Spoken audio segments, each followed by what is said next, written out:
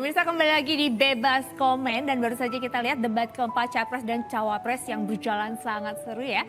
Nah, saya sudah bersama Mas Kirdi Putra, seorang ahli mikroekspresi. Mas Kirdi ini tadi seru banget kita lihat ya Mas ya.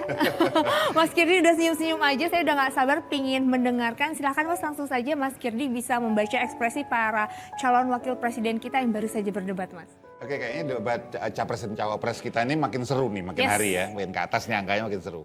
Kenapa?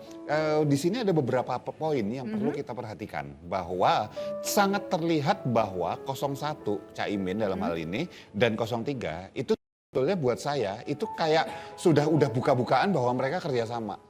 Jadi saling support. Kenapa? Pola serangan dari 03 dari Prof Mahfud itu sangat terlihat bahwa nomor satu dibuka dengan pengalaman. Itu kalau kita perhatiin tuh, kita tonton ulang, itu dibuka dengan pengalaman. Kedua, selalu memberikan data setelahnya. Dan saya yakin bahwa saya beberapa cek juga ditanya cukup valid. Ya. Yang ketiga, lakukan serangan. Sindiran, serangan terhadap hal-hal yang sudah pernah terjadi di pemerintahan maupun pada Pak Prabowo, gitu. Dan yang ketiga baru solusi.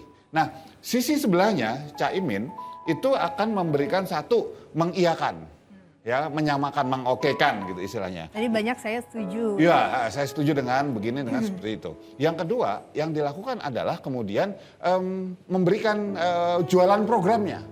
Jualan program. Yang ketiga, serangan lagi. Dan yang keempat, baru kemudian penegasan. Contoh penegasannya, contohnya ada jargon yang mau dibawa. Istilah tobat ekologis gitu misalnya. Nah, kalau kita perhatikan, serangan-serangan ini terbaca oleh Mas Gibran.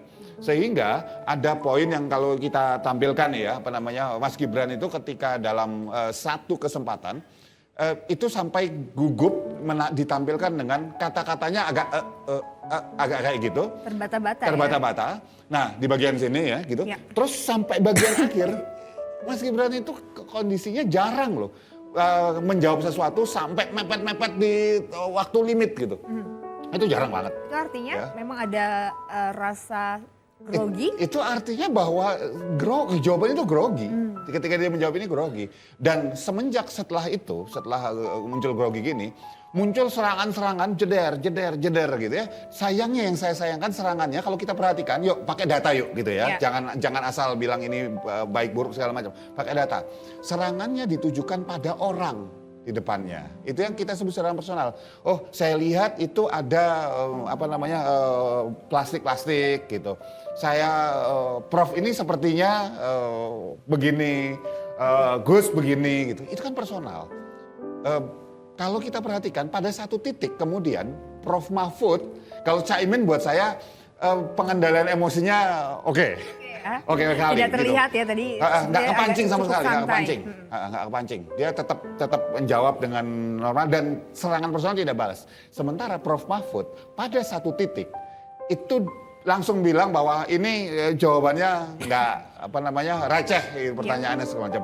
Tetapi sepertinya Prof Mahfud juga sebetulnya paham. Saya curiga bahwa sebetulnya Prof Mahfud juga mancing nih sebetulnya. Mancing emosi? Mancing emosi, kenapa? Karena jawaban tersebut kalau di Google, ya memang jawabannya dari Mas Gibran pun nggak align nih sepertinya. Gitu, makanya Prof Mahfud berani nyerang balik. Nah itu sampai seperti itu jadinya. Ya, ini juga terlihat ya, kita bisa melihat di layar kaca ini terlihat bagaimana Prof Mahfud itu sampai tadi yang Mas katakan juga berani untuk membalas ya. Tapi kalau tadi kita melihat juga untuk bahasa tubuh dan juga gestur, ini sepertinya Caimin juga banyak sekali melakukan gerakan kayak tadi seperti menunjukkan rasa grogi ya. Itu grogi atau gimana tuh Mas? Pegang-pegang tangan, terus pegang kuping. Saya melihat di antara ketiga cawapres ini Caimin yang lebih banyak melakukan gerakan. Gini, kalau kita lihat bahwa kalau kita dari ketiga cawapres ini sebetulnya mereka menunjukkan groginya dengan caranya masing-masing. Oke. Kalau Caimin, karena memang Caiminnya kan ekspresif aslinya.